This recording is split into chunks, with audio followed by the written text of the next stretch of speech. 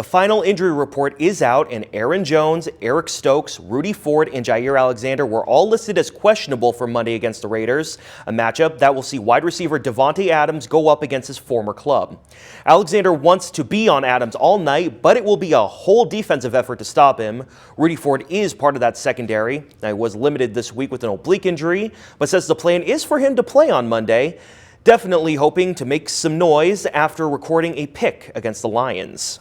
No, either whether it's INT or a forced fumble or some type of play, they come. Like I said, it's not about chasing them. Make the ones that come to you. And it's just what I try to do.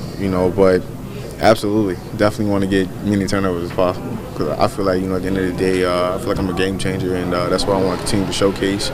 And just kind of how just continue to prepare like that. Now, there is some good news, though, as Elton Jenkins is expected to return along the O-line. And you can catch Monday's game right here on WXOW starting at 7:15. Well, there's nothing like the good old days, and by that we mean January 26, 1997, when the Packers won Super Bowl 31.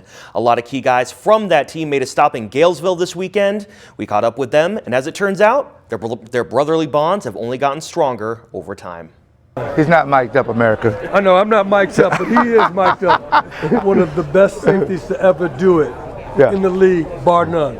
I'll pay you later. That's facts. Thank you. That's one way to describe Pro Football Hall of Famer Leroy Butler. Just one of several former Packers in the area for Legends Weekend, put on by the Gilbert Brown Foundation. And when old friends reunite, it's as if they never left. It almost feels like we're in the locker room again. The camaraderie, the different faces, the old stories, So when we get together, it's like a bunch of kids in the mud box somewhere having a good time. So it's pretty fun. The players got to spend some time with the Holman football team, passing on their years of knowledge and advice to the next generation. Worry about you. Look yourself in the mirror and just tell yourself every morning, I'm going to be the best me today. The good thing about talking to high school players, you have to remind them they're one step away from going to college and making a difference in their community and in their family. But I like to let them know football is an amazing sport, but you also represent the name on the front of your jerseys as well as the back. So this is when your legacy starts. The special guests each have a Super Bowl ring, winning it in a game many remember well.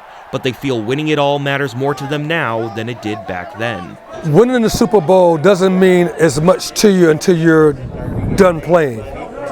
Because when you're in it, you're just pursuing. But when you finish playing, then you realize the magnitude of winning the Super Bowl. But even then, they remain humble all these years later as they do all sorts of charity work, keeping true to the lessons that their mamas taught them. She said, how some of these guys and famous people, they just act like they're above everybody. Don't do that, because I didn't raise you like that. So I stay myself, but I do know it's a big platform because I can get my message out to a wider audience. But now in 2023, it's out with the old and in with the new. They follow the modern-age Packers closely, and despite some ups and downs so far, they love what they've seen out of number 10.